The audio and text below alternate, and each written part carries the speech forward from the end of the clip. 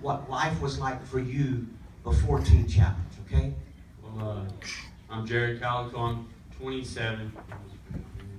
27 from Fayetteville, Arkansas. And Pastor, it was bad. First, it started off not too bad at all, and then stealing from people, doing whatever I had to do to get that high, to get that the way I felt. Thought it was almost a way of life. When did that start? I was young. Started out almost, at least in my early teens, like 8 to 10 years old, behind everyone's back. You know, no one knew about it. It was rough, you know, thinking you're supposed to live one way, and then you see how your other family is living, and you're like, wait, what about, you know, it mixes you up. This started in high school. Way before that, 8 to 10 years old. With my grandparents, you know, on my dad's side, you know, they couldn't meth, sold meth, just lived that lifestyle, and, you know, you keep it down, you don't tell anybody, you know what I mean? You just do it that way.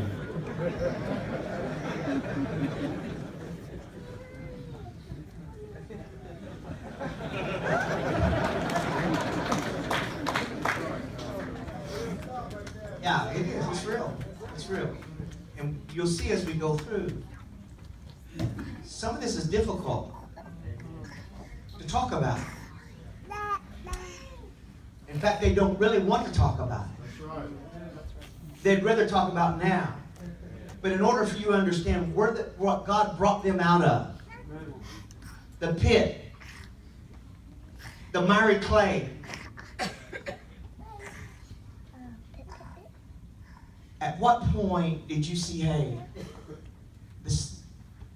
there's got to be a change, something's got to do? Was there something significant? Was there a turning point that took place? Yeah, my grandparents got busted, and I remember I went to church even though I knew things.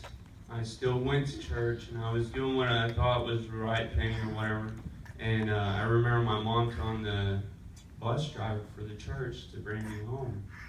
And I told him, well, I have to go to my grandparents to get my clothes. And I already had it in my mind that I was going to let my grandma know that I'm not going back over there. I didn't want to go back over there. I don't know why, but I just didn't. And something struck in me. I remember I was at this Roller City place, skating rink, and my grandma didn't show up. My grandpa didn't show up. And I'm just sitting there. It's like midnight, and I don't even know what's going on. And the next day, I call my mom, and she's like, your grandparents are gone. They're locked up. And that was my best friend. And I was like, okay, maybe I should do things differently. And then just one thing after another, you know, you just fall into that cycle with the friends. You want to fit in, you want to do things that other people are doing, but you get that feeling of all the fear, all the anxiety, all that stuff's gone. You feel great, and you're like, why do they tell me not to do it when I feel so good about doing this? Didn't understand it. I needed that, you know, that someone to speak into my life. So how did you end up in challenge? Well, I went to prison, got out, got in trouble again, went on the run, and one day I was just like, I'm going to turn myself in out of nowhere. Just got twisted, went and turned myself in, and I told her, I said, look, you guys want to send me to jail, to prison, to these places, rehabs and all this, and then you expect me when you release me that I'm going to do great, I'm going to do good. I need somewhere to go to build me up to where I know, hey, this is the way to go. You don't need to live. You hear what he's saying? He's saying, hey, I'm looking for help, but I'm not getting it. What the world is doing is not helping me. You got to do something different. Amen? And I told him, I said, you need to send me to Teen Challenge. I actually was in prison in Little Rock, and Miss Judy, they come into chapel and telling us about Teen Challenge. And I was like, yeah, I'm never going to that place, whatever. You know, they planted that seed in my mind, and after that, I get out and I get in trouble, and God's like, no, I want you here. So I'm going to put you here, and you're going to tell that judge. Holy Spirit placed that in my mind to let me know, hey, you need something different. You don't need to be that same man you've been for the last 26 years. You need to do something about it and be a man. And so, what did the judge say?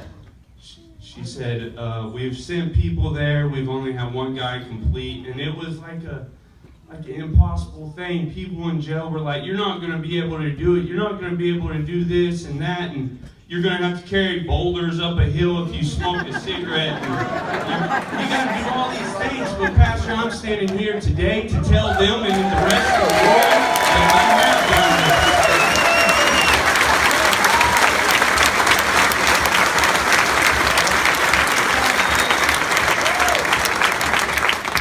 Whoa. Get back, stand back out of the way, man. I mean, this dude he's serious. You can feel it coming off of him. You can. And so, yeah. So you came here. Did you go through Hot Springs? I guess came here. Tell us now, being here, how are you different now than what you were a year and a half ago? What's different about you now? What can you tell these folks to tell them I'm a different man, and why? Okay, I came here and I felt God tugging at my heart with these leadership roles, these things that He was placing in my life, and I come up here and I just let go and just let Him work in my life. And I'm telling you, I did everything that I wanted to do here. I did everything possible. What turning point was being a servant, serving every one of these men here, even behind closed doors when they didn't know it. And I feel like, I succeeded. I became that leader I wanted to be. And God has placed that in my heart so I can go out there and lead others. Amen. Where are you going to? I'm going home for like 5 to 7 days. Then I'm going to the Dream Center and hopefully change lives there. Yes, sir. Wow.